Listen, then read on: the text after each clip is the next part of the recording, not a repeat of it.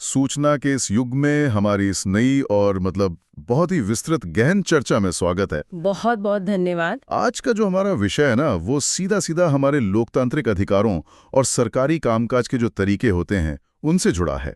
हम बात कर रहे हैं सूचना का अधिकार अधिनियम, यानी जो हमारा आरटीआई एक्ट है 2005 का, उसमें सरकारी अधिकारियों की जवाबदेही के बारे में। हाँ, जो कि एक बहुत ही प्रासंगिक विषय है। बिल्कुल। हाल ही में मैं इलाहाबाद हाई कोर्ट प्रयागराज के कुछ बेहद अनुभवी कानूनी जानकारों का एक लेख पढ़ रहा था। अच्छा। हाँ, जैसे अधिवक्ता मनीष शुक्ला जी हैं और उनके साथी सहायक अधिवक्ता रोहन तिवारी जी और अमन बाजपेयी जी। उनका एक बहुत ही शानदार कानूनी विश्लेषण था और उस विश्लेषण को पढ़ते हुए मुझे जो बात सबसे ज्यादा चौंका गई वो ये थी कि कैसे सिस्टम के भीतर ही लोग कानून से बचने के रास्ते खोज लेते हैं। एकदम सही कहा आपने। देखिए, ये एक बहुत ही आम प्रवृत्ति है। कोई भी नया नियम जब बनता है तो लोग अक्सर उसका पालन करने से ज्यादा उससे बचने के तरीके खोजने लगते हैं। हाँ, और आज का हमारा मिशन यही समझना है कि कैसे कुछ जन सूचना अधिकारी, जिन्हें हम पीआईओ कहते हैं, और सहायक जन सूचना अधिकारी यानी एपीओ अक्सर अपनी जिम्मेदारियों से भागने की कोशिश करते हैं। बिल्कुल, वो टालमटोल करते हैं। हाँ, और वे बड़े ही चालाकी से अपने मातहतों यानी अपने से जूनियर कर्मचारियों को बलि का बकरा बनाने का प्रयास करते हैं। लेकिन हम ये भी देखेंगे कि हमारा कानून इस चालाकी को कैसे रोकता है। तो चलिए इसे समझते हैं, क्योंकि ये विषय सिर्फ वकीलों या अदालतों के कमरों तक सीमित नहीं है। जी नहीं, बिल्कुल नहीं। जब भी कोई नागरिक किसी सरकारी विभाग से कोई जानकारी मांगता है तो वो पूरा सिस्टम कैसे काम करता है, या कह सकते हैं कि कैसे काम करने से बचने की कोशिश करता है, ये जानना हर जागरूक इंसान के लिए बेहद जरूरी है। अगर हम इसे बड़ी तस्वीर से जोड़कर देखें तो ये मुद्दा सिर्फ कानून की कुछ धाराओं को रटने या याद करने का नहीं है। ये असल में जवाबदेही, जिसे हम अकाउंटेबिलिटी कहते हैं, और पूरी सरकारी व्यवस्था में पारदर्शिता के मूल सिद्धांतों का सवाल है। सही बात है। क्योंकि लोकतंत्र में जब कोई कानून बनता है, विशेषकर आरटीआई जैसा कानून जो सीधे तौर पर आम जनता को ताकत देता है, तो उस कानून के सफल होने की पूरी जिम्मेदारी उसे लागू करने वाले अधिकारियों के कंधों पर होती है। बिल्कुल। अगर वो अधिकारी ही रास्ते निकालने लगे और अपनी जिम्मेदारी किसी और के कंधे पर डालने लगे तो उस पूरे कानून का जो मूल ढांचा है वही चरमरा जाएगा। वही तो। इसलिए मनीष शुक्ला जी और उनके साथियों का ये विश्लेषण हमें ये समझने में बहुत मदद करता है कि कानून बनाने वालों ने इस खतरे को कैसे पहले ही भांप लिया था और इसके लिए क्या मजबूत कानूनी सुरक्षा घेरे बनाए हैं। आइए सीधे इस कानून की कमांड की चेन और बुनियादी जिम्मेदारियों पर चलते हैं। मनीष शुक्ला जी के कानूनी नोट्स बताते हैं कि शुरुआत आरटीआई एक्ट की धारा 5(1) और 5(2) से होती है। जी। अगर इसे बहुत ही सरल और आम बोलचाल के शब्दों में समझा जाए तो हर सरकारी विभाग या लोक प्राधिकरण को कुछ अधिकारियों को नामित करना होता है। इनमें मुख्य होते हैं जन सूचना अधिकारी यानी पीआईओ, और जमीनी स्तर पर उनकी मदद के लिए सहायक जन सूचना अधिकारी यानी एपीआईओ। हाँ, जो पब्लिक से सीधे जुड़ते हैं। सही। अब आमतौर पर लोगों को लगता है कि सारा काम और सारी जिम्मेदारी तो मुख्य अधिकारी यानी पीआईओ की ही है और एपीआईओ तो बस एक नाम मात्र का पद है। हाँ, बस नाम मात्र का पद है। लेकिन धारा 5(2) इस एपीआईओ की भूमिका को लेकर कुछ अलग ही कहानी बयां करती है। जी हाँ, और यहीं से इस कानून की असली बारीकियां शुरू होती हैं। धारा 5(2) के अनुसार एपीआईओ का मुख्य काम किसी नागरिक से आवेदन या अपील प्राप्त करना और उसे बिना किसी देरी के संबंधित पीआईओ या प्रथम अपीलीय प्राधिकारी तक पहुंचाना है। उन्हें सिर्फ आगे भेजना है, आगे अग्रेषित करना है। जी। अब कानून बनाने वालों को पता था कि व्यावहारिक रूप से इसमें थोड़ा समय लग सकता है। अच्छा। मान लीजिए कोई आवेदन किसी दूर दराज के गांव या तहसील में एपीआईओ को दिया गया है और उसे जिले के मुख्य दफ्तर तक पहुंचना है। इसलिए उन्होंने इस काम के लिए 5 दिन का अतिरिक्त समय दिया है। Grace period. हाँ, जिसे हम ग्रेस पीरियड कह सकते हैं। लेकिन ये 5 दिन का समय देना इतना महत्वपूर्ण क्यों है? क्या ये सिर्फ डाक पहुंचाने का समय है? ये सिर्फ डाक का समय नहीं है। ये 5 दिन का अतिरिक्त समय इस बात का बहुत बड़ा कानूनी प्रमाण है कि एपीआईओ की भूमिका सिर्फ एक डाकिया या पोस्टमैन जैसी नहीं है। अच्छा, तो फिर क्या है? ये एक बहुत ही गंभीर, विधिक और मान्यता प्राप्त जिम्मेदारी है। कानून उन्हें ये समय दे रहा है ताकि वे अपना काम पूरी ईमानदारी से करें, ये सुनिश्चित करें कि आवेदन सही जगह पहुंच रहा है या नहीं। अगर कानून की नज़र में उनकी कोई जिम्मेदारी नहीं होती तो ये ग्रेस पीरियड देने का कोई मतलब ही नहीं था। ये एक बहुत ही दिलचस्प नजरिया है और इसके ठीक बाद आती है धारा 5(3) जो और भी ज्यादा सख्त नजर आती है। ये धारा कहती है कि पीआईओ और एपीआईओ दोनों ही सूचना मांगने वाले नागरिक की हर संभव सहायता करने के लिए कानूनी रूप से बाध्य हैं। बिल्कुल। उस कानूनी विश्लेषण में इसके लिए एक बहुत ही भारी भरकम शब्द का इस्तेमाल किया गया है। उन्होंने कहा है व्यक्तिगत और पदेन उत्तरदायित्व। हाँ, personal and ex officio responsibility. हाँ, ये शब्द सुनने में थोड़ा तकनीकी लग सकता है, लेकिन इसका अर्थ बहुत सीधा है। अगर मैं इसे सही समझ रहा हूं तो पदेन उत्तरदायित्व का मतलब ये है कि ये जिम्मेदारी उस इंसान की नहीं है बल्कि उस कुर्सी की है जिस पर वो बैठा है। एकदम सही। मान लीजिए आज कोई अधिकारी उस कुर्सी पर बैठा है और कल उसका तबादला हो जाता है। तो जो नया अधिकारी उस कुर्सी पर आएगा वो ये नहीं कह सकता कि ये आरटीआई आवेदन तो मेरे आने से पहले का है, मैं इसका जवाब क्यों दूं। कुर्सी की जिम्मेदारी वहीं रहती है। और व्यक्तिगत उत्तरदायित्व क्या है? व्यक्तिगत उत्तरदायित्व का मतलब है कि जब तक आप उस कुर्सी पर हैं, आप उस काम से भाग नहीं सकते, जवाबदेही आपकी ही है। इसे अगर हम रोजमर्रा के एक वास्तविक जीवन के उदाहरण से समझें तो ये बिल्कुल किसी रिले रेस की तरह है। Relay race? हाँ, मान लीजिए दौड़ चल रही है, एक खिलाड़ी के हाथ में बैटन है।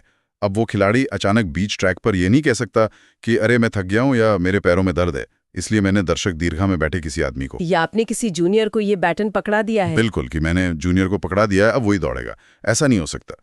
दौड़ आपकी है, बैटन आपका है और उसे अगले सही खिलाड़ी तक पहुंचाने की जिम्मेदारी पूरी तरह से आपकी ही है। ये रिले रेस का उदाहरण इस पूरी व्यवस्था को बहुत ही सटीक तरीके से समझाता है ना? हाँ, एक बार जब कोई जिम्मेदारी कानूनी तौर पर किसी अधिकारी को सौंप दी जाती है तो वो अधिकारी अपनी मर्जी से कोई अनौपचारिक आदेश जारी करके उस जिम्मेदारी से मुक्त नहीं हो सकता। और यही वह बिंदु है जहां अक्सर हमारे सरकारी विभागों में सबसे ज्यादा टकराव और खींचतान देखने को मिलती है। बड़े अधिकारी अक्सर फाइलें नीचे खिसकाने की कोशिश करते हैं और सोचते हैं कि उन्होंने अपना काम कर दिया। यहाँ बात सच में बहुत दिलचस्प हो जाती है क्योंकि मनीष शुक्ला जी ने अपने निष्कर्ष में बिल्कुल इसी चालाकी पर प्रहार किया है। जी, उन्होंने बताया है कि कैसे अधिकारी अपने अधीनस्थ कर्मचारियों को अनौपचारिक रूप से काम सौंपकर बचने की कोशिश करते हैं। वे सोचते हैं कि अगर कोई गलती हुई या सूचना देने में देरी हुई तो उस जूनियर कर्मचारी को बलि का बकरा बना दिया जाएगा और वे खुद बिल्कुल साफ बच निकल लेंगे। बिल्कुल यही मानसिकता होती है। लेकिन मुझे एक बात समझ नहीं आ रही है, एक जन सूचना अधिकारी के पास तो पूरे दिन में सैकड़ों काम होते हैं। हाँ, काम का बोझ तो होता है। उसके पास अनगिनत फाइलें होती हैं। अगर वो किसी जूनियर क्लर्क से कहता है कि जरा ये फाइल ढूंढ कर लाओ, तो इसमें गलत क्या है? क्या कानून कुछ ज्यादा ही सख्त और अव्यवहारिक नहीं है? ये एक बहुत ही लाजमी सवाल है और यहीं पर कानून की धारा 5(4) और 5(5) को गहराई से समझना जरूरी हो जाता है। अच्छा, कानून अव्यवहारिक नहीं है। कानून निर्माताओं को भी पता था कि एक अकेला अधिकारी पूरे विभाग की हर फाइल खुद अलमारी से नहीं निकाल सकता। सही बात है। इसलिए धारा 5(4) स्पष्ट रूप से कहती है कि एक पीआईओ अपना काम पूरा करने के लिए यानी सूचना इकट्ठा करने के लिए किसी भी अन्य अधिकारी या कर्मचारी की सहायता ले सकता है। तो फिर समस्या कहाँ है? समस्या तब आती है जब सहायता लेने को लोग जिम्मेदारी टाल न समझ लेते हैं। किसी की सहायता लेने का मतलब उत्तरदायित्व का हस्तांतरण बिल्कुल नहीं है। मतलब ट्रांसफर ऑफ रिस्पॉन्सिबिलिटी नहीं है। एकदम सही। काम बांटना अलग बात है और जिम्मेदारी से पल्ला झाड़ लेना बिल्कुल अलग बात है। आप अपने क्लर्क को फाइल ढूंढने का काम दे सकते हैं, लेकिन नागरिक को सही समय पर सूचना देने की जो अंतिम जवाबदेही है वो आपकी ही रहेगी। अच्छा, तो इसका मतलब है कि अधिकारी मदद तो मांग सकते हैं, लेकिन अगर कल को बात बिगड़ती है तो जवाब उन्हें ही देना होगा। बिल्कुल। और यहाँ जो बात सबसे आकर्षक है वो ये है कि कानून ने उस जूनियर कर्मचारी के लिए भी एक बहुत बड़ा फंदा तैयार रखा है। वो कैसे? धारा 5(5) के तहत जिस भी अन्य अधिकारी या कर्मचारी की सहायता ली जाती है, कानून की नज़र में वो भी उस विशेष मामले के लिए जन सूचना अधिकारी के समान ही उत्तरदायी बन जाता है। रुकिए, मतलब अगर सीनियर ने जूनियर से फाइल मांगी और जूनियर ने फाइल दबा कर रख ली या छुट्टी पर चला गया तो क्या सजा दोनों को मिलेगी? 100%। अरे वाह! यही इस कानून की खूबसूरती है। अगर वो जूनियर कर्मचारी जानकारी देने में आनाकानी करता है या जानबूझकर देरी करता है तो कानून उस पर भी उसी तरह कार्रवाई करेगा जैसे वो खुद पीआईओ हो। लेकिन, और ये बहुत महत्वपूर्ण है, इसका ये अर्थ कतई नहीं है कि मुख्य अधिकारी जिसने मदद मांगी थी वो पाक साफ हो गया। वो भी फंसेगा। बिल्कुल। वे दोनों ही अब उस सूचना को सही समय पर उपलब्ध कराने के लिए कानूनी रूप से एक ही जंजीर में बंधे हुए हैं। मूल अधिकारी यह कहकर नहीं बच सकता कि मैंने तो फाइल अपने जूनियर को दे दी थी, अब उसी से जाकर पूछो। ये तो बहुत ही शानदार और चाक चौबंद व्यवस्था है। मतलब कानून ने ऊपर और नीचे दोनों तरफ से भागने के सारे दरवाजे पहले ही बंद कर दिए हैं। जी हाँ। अब इस बात को थोड़ा और आगे बढ़ाते हैं। मान लीजिए कोई एपीआईओ किसी नागरिक का आवेदन लेने से ही मना कर दे। अक्सर दफ्तरों में सुनने को मिलता है कि आज साहब नहीं है, या ये हमारे विभाग का काम नहीं है। हाँ, ये हमारे विभाग का काम नहीं है, या फिर मुख्य अधिकारी समय पर सूचना ही ना दें। तो ऐसी स्थिति में क्या होगा? देखिए, इसमें विश्लेषण के अनुसार धारा 6(1) नागरिक को ये अधिकार देती है कि वो आवेदन प्रस्तुत कर सके, और एपीआईओ का ये कर्तव्य है कि वो उसे स्वीकार करे। वो किसी भी बहाने से मना नहीं कर सकता। जी, बिल्कुल मना नहीं कर सकता। और धारा 7(1) में सूचना देने की 30 दिन की एक तय सीमा भी है। लेकिन सवाल ये उठता है कि अगर अधिकारी फिर भी ढीठ बना रहे तो क्या कोई सजा का प्रावधान है? क्योंकि बिना सजा के डर के हमारे सरकारी दफ्तरों में नियम कम ही माने जाते हैं। यही वो जगह है जहां इस आरटीआई कानून का असली डंडा चलता है। अच्छा। हाँ।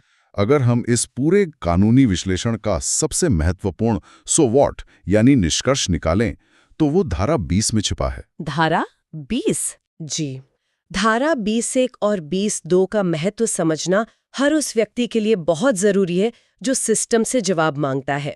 यदि सूचना देने में बिना किसी ठोस कारण के देरी होती है, आवेदन को गलत तरीके से खारिज किया जाता है, आधी अधूरी या भ्रामक जानकारी दी जाती है, या कोई लापरवाही होती है, हाँ, कर्तव्यों के निर्वहन में कोई लापरवाही होती है, तो सूचना आयोग संबंधित पीआईओ या एपीआईओ पर व्यक्तिगत अर्थदंड यानी पर्सनल फाइन लगा सकता है। ये व्यक्तिगत अर्थदंड कितना गंभीर है? क्या ये जुर्माना विभाग भरता है? बिल्कुल नहीं, और यही इसका सबसे मारक पहलू है। अच्छा। ये फाइन सरकारी खाते से या विभाग के बजट से नहीं जाता।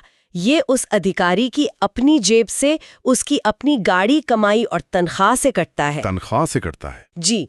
ये जुर्माना 250 रुपए प्रतिदिन से लेकर 25,000 रुपए तक हो सकता है। जब किसी अधिकारी की सैलरी स्लिप से कटकर पैसा जाता है तो उसका मनोवैज्ञानिक असर बहुत गहरा होता है। बाप रे, 25,000 रुपए तक अपनी जेब से? हाँ। ये तो सच में एक बहुत बड़ा निवारक, या जिसे हम डेटरेंट कहते हैं, वो है। बात सिर्फ जुर्माने पे खत्म नहीं होती। धारा 20(2) के तहत सूचना आयोग उस अधिकारी के खिलाफ विभागीय कार्रवाई यानी डिपार्टमेंटल इंक्वायरी कहते हैं, उसकी भी सिफारिश कर सकता है। इसका किसी अधिकारी के करियर पर क्या असर पड़ता है? बहुत गहरा असर पड़ता है। एक विभागीय कार्रवाई का मतलब है कि अधिकारी का प्रमोशन रुक सकता है, उसकी वार्षिक गोपनीय रिपोर्ट यानी एसीआर खराब हो सकती है, और रिटायरमेंट के बाद मिलने वाली पेंशन पर भी इसका बुरा असर पड़ सकता है। ये स्पष्ट करता है कि जिम्मेदारी से भागना या अपने जूनियर को आगे करके खुद छिप जाना सिर्फ एक छोटी सी विभागीय गलती नहीं है। ये एक बड़ा अपराध है। बिल्कुल, ये एक गंभीर लापरवाही है जिसकी बहुत भारी कीमत एक अधिकारी को अपने पूरे करियर में चुकानी पड़ सकती है। जो बात खुद की जेब और करियर के प्रमोशन पर आती है, तब जाकर सिस्टम हरकत में आता है। अब ये सब तो हो गई कानून की किताबों और धाराओं की बात। जी। को इतनी ही सख्ती से लागू करवाती है? ये एक बहुत ही वाजिब चिंता है। स्रोत सामग्री में सहायक अधिवक्ता रोहन तिवारी जी ने कुछ बहुत ही शानदार पुराने मामलों या केस लॉ का जिक्र किया है। चलिए उन पर नजर डालते हैं ताकि हम समझ सकें कि अदालत के कमरों में असल में क्या होता है। जरूर। सबसे पहला मामला है 2011 का दिल्ली हाईकोर्ट का जेपी अग्रवाल बनाम यूनियन ऑफ इंडिया का केस। हाँ, ये मामला आरटीआई कानून के इतिहास में बहुत ही बड़ा मील का पत्थर माना जाता है। इस केस की पृष्ठभूमि को समझना बहुत जरूरी है। क्या हुआ था इसमें? इसमें हुआ ये था कि एक नागरिक ने जानकारी मांगी और पीआईओ ने ये बहाना बना दिया कि जानकारी तो किसी दूसरी ब्रांच में पड़ी है, इसलिए वो कुछ नहीं कर सकता। वही पुरानी टाल मटोल। बिल्कुल। मामला जब दिल्ली हाईकोर्ट पहुंचा तो अदालत ने बहुत ही सख्त लहजे में इस बलि का बकरा बनाने वाली या फाइलें इधर उधर फेंकने वाली प्रवृत्ति पर रोक लगाई। अदालत की वो टिप्पणी बहुत महत्वपूर्ण है, जिसे रोहन तिवारी जी ने रेखांकित किया है। अदालत ने स्पष्ट रूप से कहा था कि पीआईओ अपनी वैधानिक जिम्मेदारी से यह कहकर नहीं बच सकता कि जानकारी किसी अन्य शाखा में थी और न ही वह दूसरे अधिकारियों पर इसका बोझ डाल सकता है। ये सीधे तौर पर हमारी उस रेले रेस वाली चर्चा की पुष्टि करता है। अदालत ने साफ कर दिया कि आप अपना बैटन किसी और को नहीं थमा सकते। जिम्मेदारी आपकी थी और जवाब भी आपको ही देना होगा। मतलब कोर्ट ने बहानेबाजी के सारे रास्ते बंद कर दिए। और इसी तरह का एक और मामला है 2009 का मुजीबुर रहमान बनाम CIC। इसमें भी दिल्ली हाईकोर्ट ने एक बहुत ही गहरी बात कही थी। अदालत ने माना कि अगर अधिकारियों के रवैये में उदासीनता आ जाए, यानी वो ये सोचना है कि अरे छोड़ो क्या करना है जवाब देके, तो वो इस पूरे अधिनियम के उद्देश्य को ही विफल कर देती है। बिल्कुल। अदालत का मानना था कि कानून सिर्फ कागज पर लिखे शब्दों का समूह नहीं है, उसकी एक आत्मा होती है। अगर कोई अधिकारी जानकारी देने में रुचि नहीं दिखा रहा है, फाइलों पर कुंडली मारकर बैठा है और नागरिक को महीनों तक टहला रहा है, तो वो सिर्फ एक व्यक्ति को परेशान नहीं कर रहा है, वह देश की संसद द्वारा पारित एक बेहद महत्वपूर्ण कानून की आत्मा को मार रहा है। ये एक बहुत ही गंभीर टिप्पणी है जो दिखाती है कि न्यायपालिका इस कानून को कितनी अहमियत देती है। और बात सिर्फ हाईकोर्ट की नहीं है। केंद्रीय सूचना आयोग, जो कि RTI के मामलों की सबसे बड़ी अपीलीय संस्था है, उसके फैसले भी इस दिशा में बहुत ही सख्त रहे हैं। जी बिल्कुल। अमन वाजपेयी जी के नोट्स में RK जैन बनाम DDA और सुभाष चंद्र अग्रवाल बनाम वित्त मंत्रालय के मामलों का जिक्र है। इन दोनों ही मामलों में सूचना आयोग ने ये बात डंके की चोट पर दोहराई है कि PIO किसी भी सूरत में कोई भी बहाना बनाकर आवेदन लेने से इनकार नहीं कर सकता। और आयोग ने ये भी साफ किया कि PIO भले ही अपने विभाग के 10 अन्य अधिकारियों से फाइलें मांगे या उनकी सहायता ले, लेकिन जब बात आयोग के सामने जवाबदेही की आएगी तो अंतिम उत्तरदायित्व उसी मुख्य PIO का रहेगा। मतलब वो बच नहीं सकता? नहीं, वो ये नहीं कह सकता कि मेरे फलां क्लर्क ने मुझे जानकारी नहीं दी। ये सारे फैसले मिलकर एक बहुत मजबूत कानूनी नज़ीर पेश करते हैं। बिल्कुल। लेकिन ये एक महत्वपूर्ण सवाल खड़ा करता है। क्या हमारी आज के सिस्टम में बैठे अधिकारियों को, जो रोज दफ्तरों में काम कर रहे हैं, इन सख्त न्यायिक फैसलों के बारे में पर्याप्त प्रशिक्षण दिया जाता है? क्या उन्हें बाकायदा ये बताया जाता है कि उनकी फाइल नीचे खिसकाने की वो पुरानी सरकारी आदत अब उन पर कितनी भारी पड़ सकती है? ये वाकई सोचने वाली बात है। कानून तो बहुत मजबूत बन गया है, अदालतों ने भी डंडा चला दिया है जी, लेकिन जब तक इसे लागू करने वाले निचले स्तर के अधिकारियों की मानसिकता नहीं बदलेगी और जब तक उन्हें ये डर नहीं होगा कि उनकी अपनी तनख्वाह कट सकती है, तब तक जमीन पर पूरी तरह से बदलाव आना थोड़ा मुश्किल लगता है। मैं सहमत हूँ। तो इस सब का असल मतलब क्या है? अगर हम आज के इस पूरी विस्तृत चर्चा का सार निकालें, जो कि मनीष शुक्ला जी, रोहन तिवारी जी और अमन वाजपेयी जी के बेहतरीन कानूनी विश्लेषण पर आधारित है, तो बात बिल्कुल शीशे की तरह साफ हो जाती है। एकदम साफ है। RTI अधिनियम की धारा 5(1) से लेकर 5(5) तक और फिर दंड का कड़ा प्रावधान करने वाली धारा 20 को जब हम एक साथ मिलाकर पढ़ते हैं तो एक ही निष्कर्ष निकलता है जी, PIO और APIO कानूनी रूप से पूरी तरह उत्तरदायी हैं। वे अपना काम आसान करने के लिए अपने जूनियर कर्मचारियों की मदद जरूर ले सकते हैं, लेकिन अपने मूल कर्तव्यों से कभी मुक्त नहीं हो सकते। बिल्कुल नहीं। अपने मातहतों को बलि का बकरा बनाना, उन पर अपनी गलतियां थोपना और फाइलों को इधर उधर टहलाना, ये सब न केवल इस शानदार कानून की भावना के खिलाफ है, बल्कि ये सीधे तौर पर दंडनीय लापरवाही है। हाँ, एक ऐसी लापरवाही जिसकी सजा उन्हें खुद अपनी जेब से जुर्माना भरकर और अपने प्रमोशन पर दाग लगाकर भुगतनी पड़ सकती है। इस पूरी चर्चा का सबसे बड़ा सबक यही है कि ज्ञान ही ताकत है।